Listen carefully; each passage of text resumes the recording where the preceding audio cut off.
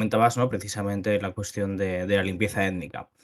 Si bien, bueno, como hemos comentado desde aquí en repetidas ocasiones, digamos que este es un marco bajo el cual, digamos, se ha desarrollado el debate público en Israel sobre la guerra y en general nosotros hemos hablado, digamos, de cómo el conjunto de acciones que realiza Israel constituyen pues bueno, un intento de exterminio de la población, un genocidio, pero dentro evidentemente, de ese marco general hay una serie de matices y una serie, digamos, de planes más conscientes que otros que evidentemente hay que tratar y hay que explicar esas diferencias, ¿no?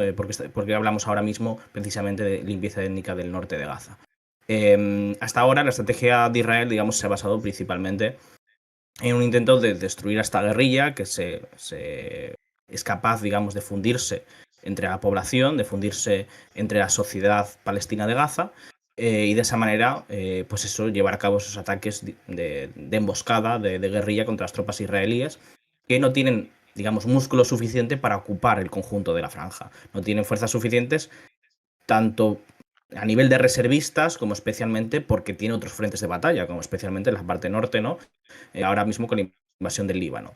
Israel no es una fuerza principalmente terrestre y tiene dificultades para mantener esa movilización militar. Y esto además provoca daños importantes dentro de la economía israelí en cuanto a se mantiene esa movilización militar. Entonces, básicamente, como decía, la estrategia de Israel ha sido, una vez, digamos, ha tomado control operativo del conjunto de la Franja de Gaza, es decir, tiene capacidad de lanzar incursiones a cualquier parte de este terreno, de este territorio. Lo que he intentado es básicamente aplicar una estrategia de contrainsurgencia, de ir desgastando la guerrilla, ¿no? Ir matando a sus combatientes mediante ataques contra los centros operativos, sus centros de fuerza, como puedan ser pues, en Han Yunis, en el campo de refugiados de Jabalia o en distintas zonas, como digo, de la Franja de Gaza. Estos ataques principalmente han sido de entrada y de salida, es decir, entrar llamando primero a esas evacuaciones, es decir, esos desplazamientos forzados de la población. Y en ese sentido lo que hemos visto es que la población se está todo el rato moviendo de una parte a otra de la franja de Gaza. Y digamos que una vez con las bombas y con los llamados para reforzar ese mensaje a la evacuación, consiguen que una parte significativa de la población abandone la zona, digamos, se encuentra el terreno de operaciones en una situación mejor para entrar, para que los militares entren e intenten destruir a la guerrilla, a los combatientes y también destruir su infraestructura. El problema es que en esas operaciones son operaciones limitadas en las cuales Israel no tiene capacidad de asegurar un control en el largo plazo y lo que hace una vez entra y digamos limpia esa zona de combatientes, lo que hace es volver a salir, vuelve a digamos a lo que son territorios que controla principalmente, como es el corredor de Netzarim o el corredor, por ejemplo, en la zona de Rafah, y digamos, se reabastece, se prepara para realizar nuevas incursiones, porque al final lo que ocurre es que al abandonar ese territorio vuelve a ser ocupado por parte de, digamos, vuelve a ser poblado por parte de la población local, que se vuelva a mover hacia esa zona donde están sus antiguas viviendas, etcétera.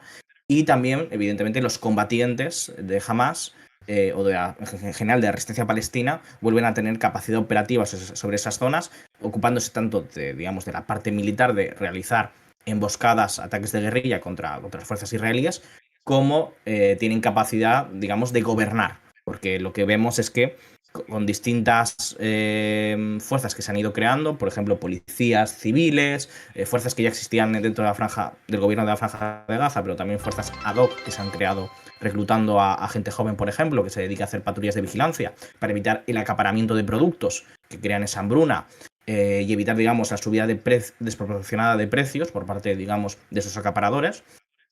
Vamos, políticas, podríamos decir, sociales en contra de sacar beneficio tajada de la situación que hay en la Franja de Gaza. Eso permite, evidentemente, a estas fuerzas guerrilleras mantener de su lado a la población. Seguir, digamos, tener su confianza, mantener la gobernanza y, básicamente, gobernar ese territorio, que es lo que quiere evitar Israel, precisamente, ¿no? Entonces, con esta aproximación que ha realizado el ejército israelí, lo que se está viendo es que una guerra en estas condiciones llevaría para derrotar a Hamas muchísimos años. Esto es algo que se ha dicho, que por ejemplo harían falta 6 años para conseguir derrotar a Hamas en estas condiciones. Entonces, lo que plantean los militares israelíes es ir seccionando la franja de Gaza. Se habla, digamos, incluso, ¿no?, de ir anexando e ir limpiando cacho a cacho o de otra manera, digamos, convertir a Gaza en una Cisjordania 2.0. Es decir, crear una serie de zonas en las cuales la población son zonas militares cerradas y en otras zonas donde puede estar la población palestina, pero zonas más cerradas, más pequeñas que las actuales. Ahora mismo lo que tenemos sobre la mesa es este plan de los generales, que publicamos una noticia que después aquí también está comentada en este artículo, que consiste precisamente en realizar como proyecto piloto, podríamos decir, esta estrategia dentro de la parte norte de la Franja de Gaza. Esto lo estamos viendo desde el 1 de octubre. Básicamente, desde el 1 de octubre hay un asedio total en el cual no se permite la entrada de ayuda humanitaria al norte de la Franja de Gaza. En agosto entraron 700 camiones en todo el mes de agosto. En el mes de septiembre entraron 400 camiones. En el mes de octubre no ha entrado ni un solo camión de ayuda humanitaria. Hay que recordar que antes de la guerra entraban 500 camiones de ayuda humanitaria al día. ¿Al día? Creo que era al día. Después, ahora mismo, entonces, por lo tanto, hay un asedio total en la parte norte, en la que no se permite la entrada de comida, y la aproximación aquí es la población o huye o muere de hambre. Es decir, matar de inanición o mediante el exterminio a la población local para inducirla hacia su desplazamiento, hacia básicamente una estrategia de limpieza étnica. Y básicamente, digamos, aplicando esa estrategia, Israel tiene, es decir, consigue eso mismo que comenté antes, digamos, de que solo queden los combatientes en esa zona. Ese es, digamos, el resultado que busca conseguir. Y derrotar a esos combatientes, y ahora mismo ya no sería que la población pudiera volver o retirarse, sino básicamente hacer, por así decir, hacer tierra quemada, ocupar totalmente ese territorio, controlar, digamos, las zonas de acceso, y después estaría el debate sobre qué hacer una vez con ese territorio. Esas básicamente, de manera general, las pinceladas de lo que pretende hacer Israel en el norte de la Franja de Gaza y lo que estamos viendo tanto en Beit Lahilla como en Jabalia, por ejemplo. Sí, bueno, primero de todo, me gustaría agradecer a José por la suscripción, ya que son 14 meses, y un saludo a ti, evidentemente, también. Muchas gracias.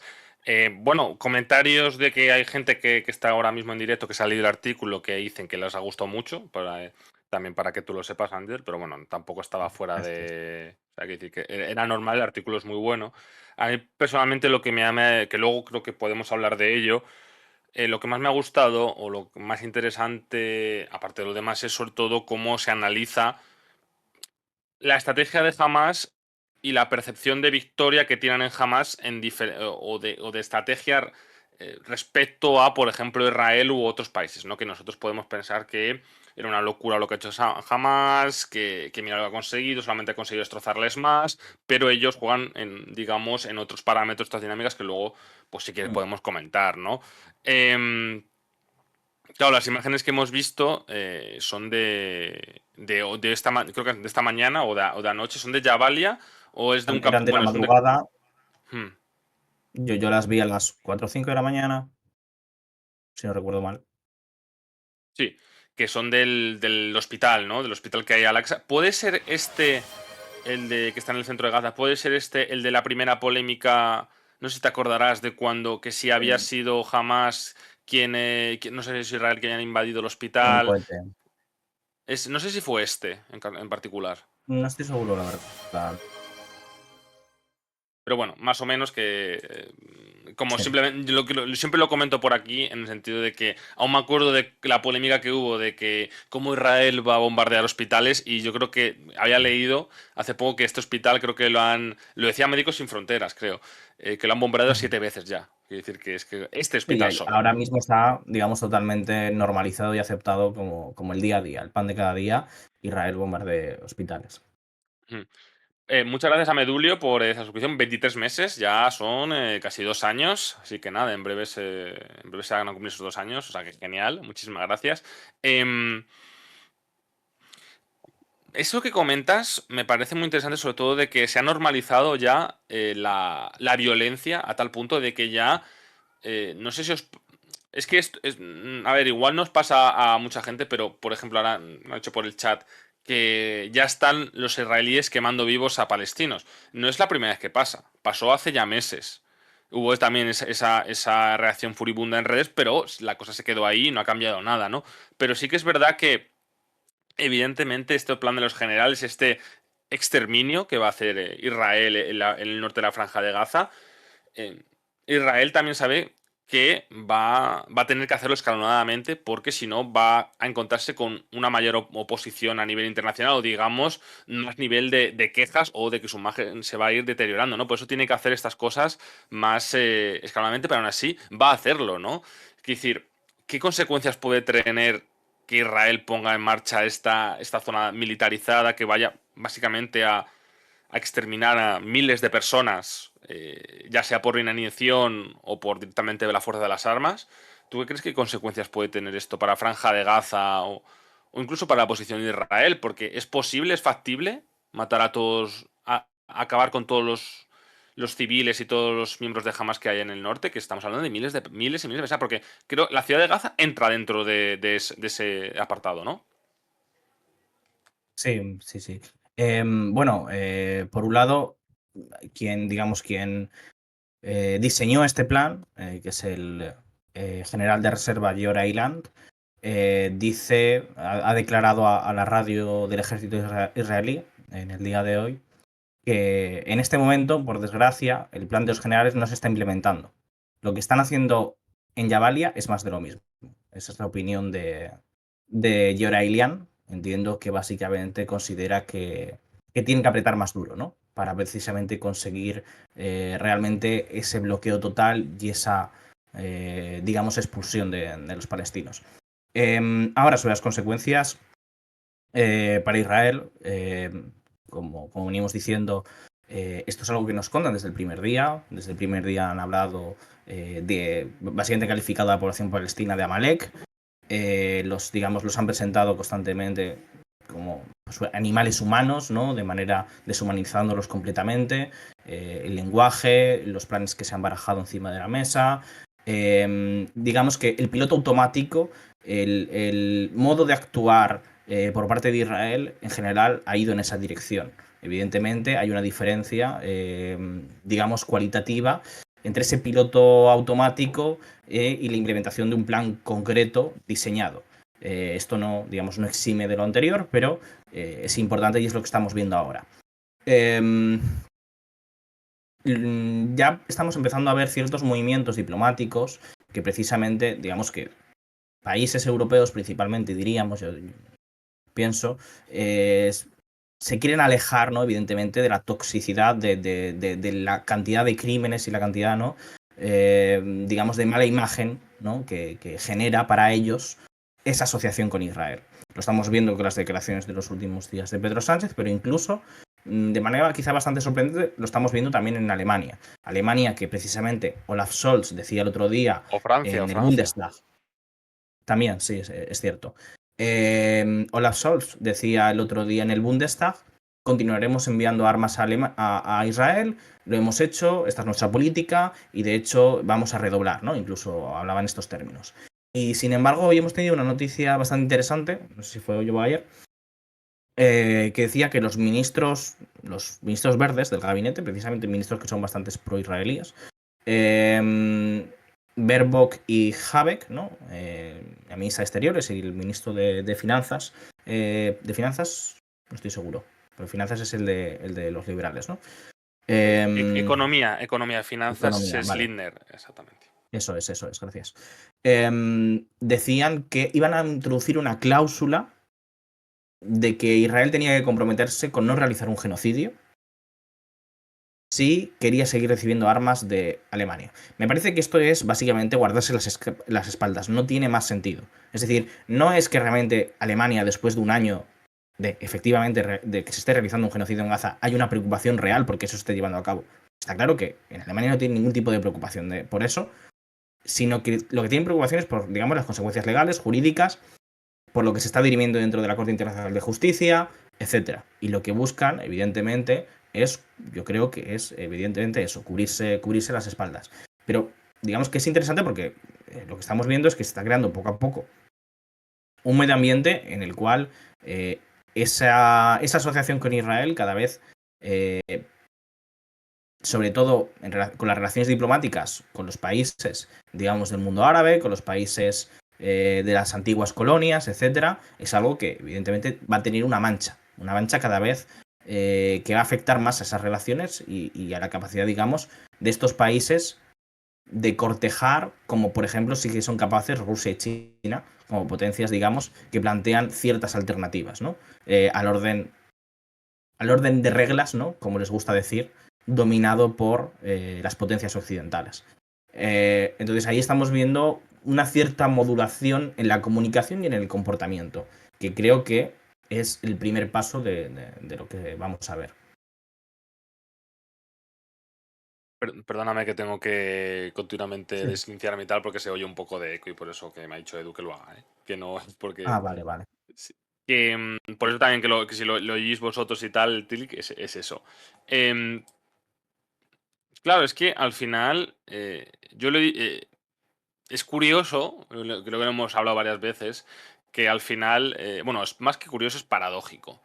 em, que al final uno de los principales países que están destruyendo el mundo basado en reglas, o lo que nosotros conocemos por lo que se conocemos por el mundo basado en reglas, está siendo un socio occidental, una aliado occidental que es Israel. Que no sé sinceramente, de verdad, si no son conscientes. Bueno, yo creo que a lo mejor son conscientes en Estados Unidos y otros países de las consecuencias que puede tener, porque al final, luego pasamos, si quieres, un poco al Líbano, para comentar porque nos han pedido. Antes quería comentar también lo de Hamas, pero bueno. No sé si son conscientes en, en Occidente, a lo mejor sí, o no quieren saberlo, que no solamente es una cuestión esto de la mala imagen que está dando Occidente, de la imagen de hipocresía que está dando, sobre todo después de lo que venimos de la cuestión de esa defensa de esos valores en la guerra de Ucrania, sino de que al final los países están tomando nota de todo lo que está haciendo Israel, no solamente en Gaza, sino también en Líbano u otros países, y ninguna rendición de cuentas que está habiendo, ninguna represalia, más allá de declaraciones rimbombantes de uno u otro lado, y que eso al final puede marcar que cuando se pueda producir otro conflicto, los límites, dentro de los límites marcados que pueda haber en una guerra, ¿no? De salvajadas que se pueden cometer o no, pues ya van a quedar bastante difuminados. Porque ya estás estableciendo precedentes de que puedes matar de hambre a una población, puedes exterminarles, hacer una política antiterrorista, como queramos llamarlo, o contrainsurgente, que puede permitir hacer esto y acabar con trabajos de la ONU, atacar a cascos azules, invadir países soberanos. Quiero decir que es matar periodistas, etcétera. Quiero decir que es una lista que es muy grande, envidias étnicas, etcétera, que al final otros países pueden decir, oye, si Israel puede hacerlo, ¿por qué yo no puedo hacerlo en mis conflictos? ¿Y quién me va a decir algo? Que para mí también eso está, yo creo que difuminando unos límites que a lo mejor es verdad que hay cosas que estamos viendo en la guerra de Gaza o que está haciendo Israel que ya lo hemos visto en otros conflictos, tanto por parte de los rusos, por ejemplo, en Siria, con los bombardeos indiscriminados, o incluso estadounidenses contra el Estado Islámico, pero la escala, ¿no?, que estamos viendo en Gaza, la parte de Israel, es mucho mayor de lo que hemos visto en otros conflictos, claro. Y sobre todo que son, como digo, muchas líneas rojas. No solamente una o dos, sino que son muchas. No sé qué opinas tú de eso. Y ya para terminar esto, a lo mejor esta parte, si quieres comentar la cuestión de lo que he dicho, ¿no? De cómo, por qué jamás hizo ese 7 de octubre y por qué ellos están jugando a largo plazo y que al final esta estrategia de Israel, ¿no? De fuerza desmesurada, abrumadora, puede jugar a su favor, ¿no? No sé qué opinas de esto y ya si quieres pasamos un poco al Líbano o a una preguntilla que pueda haber por aquí. Vale, sí. Claro, sí, sin duda, quiero decir, Israel está marcando toda una serie de, de- de nuevos límites, ¿no?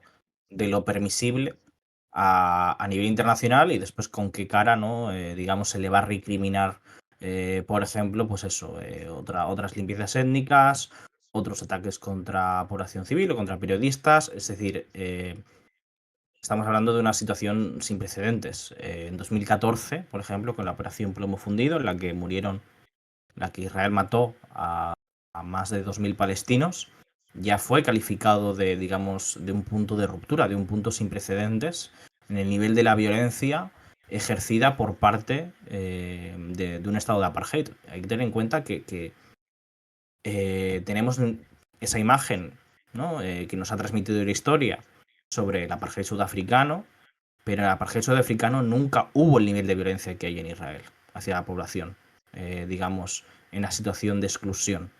En el apartheid sudafricano nunca se desplegaron máquinas de guerra de este tipo, tanques, aviones de combate.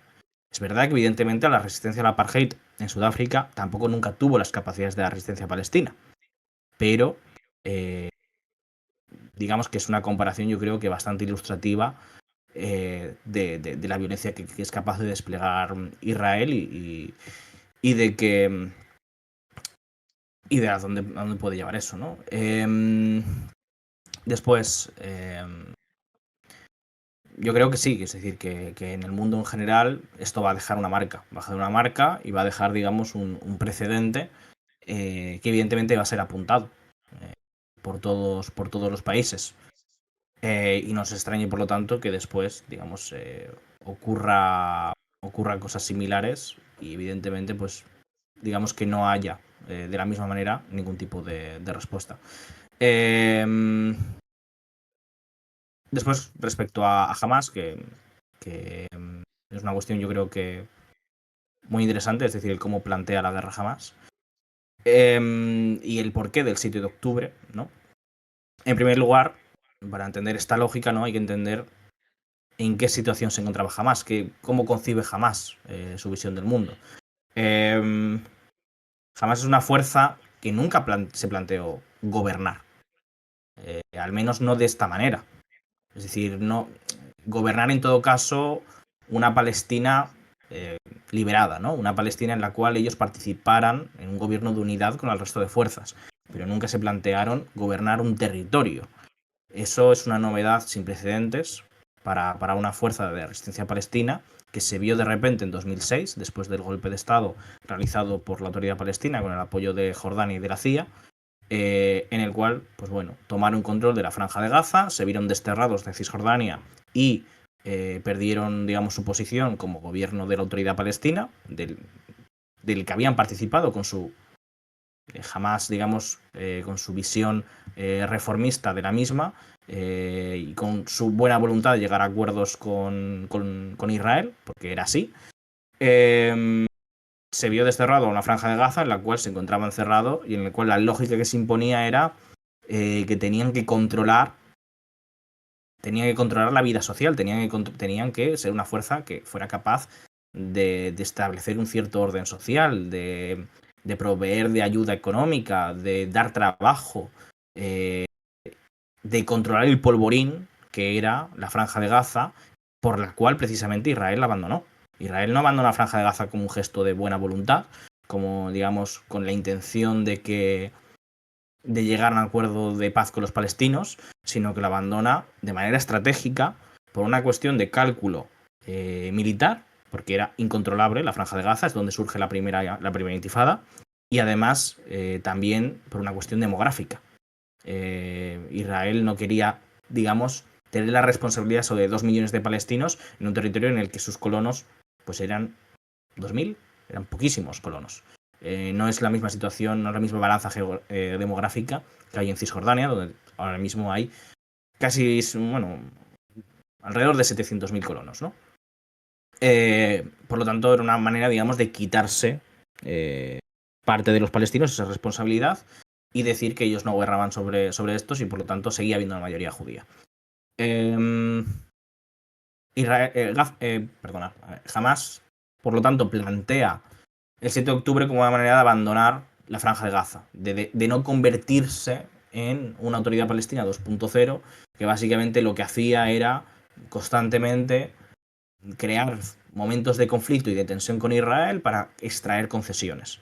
Israel le interesaba esa lógica, esa dinámica, porque lo que, digamos, la estrategia que seguía Israel era la de cortar el césped, que hemos hablado a veces sobre ello, ¿no? Que consiste en controlar la altura de las llamas, también como solían decir, ¿no? Es decir, llegar, cortar un poco la resistencia, evitar que se les fuera de madre y mantener el asedio y la ocupación permanente y la división política, y de esa manera se veía que a futuro no había ninguna solución para los palestinos ni ninguna posibilidad de unidad entre los mismos. Claro, esta lógica encerraba a Hamas en una situación en la cual, pues eso, estaban convirtiéndose en los carceleros de los palestinos. Y su pedigrí como partido de la resistencia, ¿no? Como partido que había levantado la bandera que había abandonado Fatah, les colocaba una situación en la cual a largo plazo necesariamente pues iba a surgir otra fuerza política que les iba a arrebatar esa posición, y ellos iban a quedarse, digamos, en una posición de debilidad en la cual una de dos se verían obligados a un compromiso vergonzoso con Israel, que es casi ya lo que planteaban con su defensa de la solución de los dos estados, o digamos se verían sobrepasados por las propias masas palestinas. Y eso es lo que decían ellos de si hay un estallido social, nosotros lo que vamos a hacer es direccionarlo contra Israel, no comérnoslo nosotros. En esa situación, que ya era palpable desde 2018, que precisamente, pues bueno, Hamas con Sinwar a la cabeza monta todo el tema de la marcha del retorno, precisamente para rebajar esa tensión. Y el 7 de octubre, tras la escalada de 2021, es la respuesta en un intento de salir de ese impasse. Un intento de romper esa división política y tener capacidad de llegar a Cisjordania, mostrar esa solidaridad con Cisjordania. Por eso se llama Operación Inundación Al-Aqsa, por eso la escalada de 2021 es en torno también a la mezquita de Al-Aqsa y los pogromos y los ataques contra palestinos que hay en Jerusalén, etc.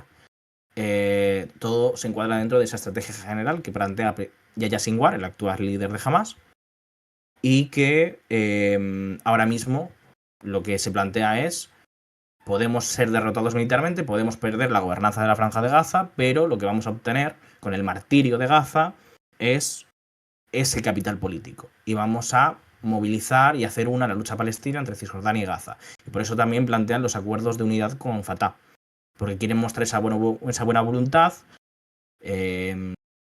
y, bueno, intentar formar un frente único. Y de cierto modo lo que está intentando demostrarle a Fatah, a la autoridad palestina, es: cualquier acuerdo con Israel es imposible. Solo hay que ver lo que está ocurriendo en la Franja de Gaza. Yo creo que Fatal lo que está jugando a su vez es aprovechar esa situación que le brinda a Hamas, mostrar que ellos también están por la unidad y esperar al momento en el cual llegue, digamos, la parte de las negociaciones, la parte de sentarse en la mesa, y que ellos puedan llevar la voz cantante de nuevo para salir los beneficiados. Pero bueno, eso habrá que ver cómo se desarrolla. Al final aquí lo que está jugando Hamas, y es lo principal, ¿no?, es a desangrar mediante esa, digamos, esa política de la resistencia a Israel la Franja de Gaza. Y de momento lo están consiguiendo, porque en la medida en la cual la guerrilla no, en tanto la guerrilla no pierde, está ganando la guerra, porque está consiguiendo, digamos, ese capital político, está ganando esas victorias a ese nivel, y es el importante, y es la incapacidad que ha demostrado Israel una y otra vez en traducir, digamos, victorias militares tácticas en resultados políticos. Sí, primero me gustaría agradecer a TIC por esa suscripción que ha regalado. Ha regalado 320 suscripciones en el canal. Parece una locura y nada, que muchísimas gracias, TIC, por todo el apoyo que nos das. Bueno, y nada, y gracias a, bueno, Manda Carayo, ¿qué tal? Buenas, Manu, a todos los que venís normalmente, que es verdad que algunos días no puedo estar, pero bueno, que muchas gracias por todo vuestro apoyo, ¿no? Si quieres, mira, Vamos a coger esta pregunta que yo creo que es interesante para ti, Ángel, y luego hago un recap rápido del tema del Líbano y si quieres comentar algo, pues comentamos, porque al final nos quedan como unos 15 minutos que luego Vale. viene Edu, ¿no? Ángel, ¿cómo van los acuerdos de unidad entre las secciones palestinas, Fatah, Hamas y tal? Bueno, pues los últimos acuerdos fueron los del Cairo y bueno, continúan avanzando y lo que plantean los acuerdos del Cairo son una estructura más detallada de lo que sería ese futuro gobierno de la Franja de Gaza. Sería un gobierno que principalmente de la autoridad palestina. No directamente, digamos, se plantea que no haya partidos de la resistencia, se plantea que no sea la propia autoridad palestina, pero sí funcionarios y miembros que participan en la misma. También se plantea que los cruces fronterizos los controle la autoridad palestina, etcétera, etcétera. Pero claro, es un brindis al sol. Es decir, esos acuerdos solo sirven si Israel los aprueba. Israel es la potencia ocupante, es la que tiene la capacidad de decidir si eso se aplica o no. Entonces, pues eso, son un poco vacíos ahora mismo. Y como digo, son, digamos, una maniobra política por parte de ambas partes, que esperan, digamos, ser quienes puedan recoger los frutos de esa política de la unidad. Pero habrá que ver, depende de las circunstancias. Si las circunstancias es que se recrudece la guerra y que efectivamente lo que está ocurriendo en la Franja de Gaza se traslada a Cisjordania, quien saldrá ganando será Hamas, porque habrá demostrado que su posición es eh, digamos, la correcta, por así decir. Y que la política que había que seguir era la resistencia a través de la unidad. Si, digamos, se llega a un tipo de acuerdo de paz, bueno, digamos, si se plantea algún tipo de negociación y se abren esas vías, quien se recogerá los frutos y saldrá ganando de ese resultado será Fatah y la autoridad palestina. Y jamás será algo desplazado dentro de esa ecuación.